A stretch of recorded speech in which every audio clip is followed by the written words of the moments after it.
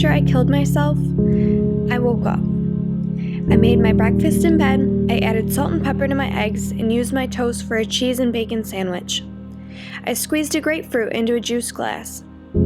I scraped the ashes from the frying pan and rinsed the butter off the counter. I washed the dishes and folded the towels. The morning after I killed myself, I fell in love. Not with the boy down the street or the middle school principal, not with the everyday jogger or the grocer who always left the avocados out of the bag.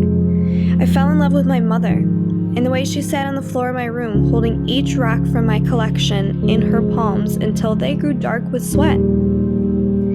I fell in love with my father down at the river as he placed my note into a bottle and sent it into the current. With my brother, who once believed in unicorns, but who now sat in his desk at school trying desperately to believe that I still existed. The morning after I killed myself, I walked the dog. I watched the way her tail twitched when a bird flew by or how her pace quickened at the sight of a cat. I saw the empty space in her eyes when she reached a stick and turned around to greet me so we could play catch, but saw nothing but the sky in my place. I stood by as strangers stroked her muzzle and she wilted beneath their touch like she once did with mine.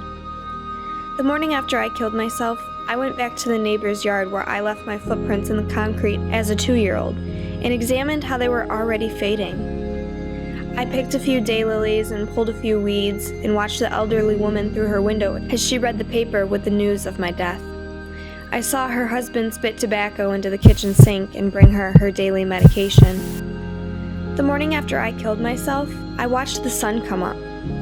Each orange tree opened like a hand, and the kid down the street pointed out a single red cloud to his mother. The morning after I killed myself, I went back to that body in the morgue, and I tried to talk some sense into her.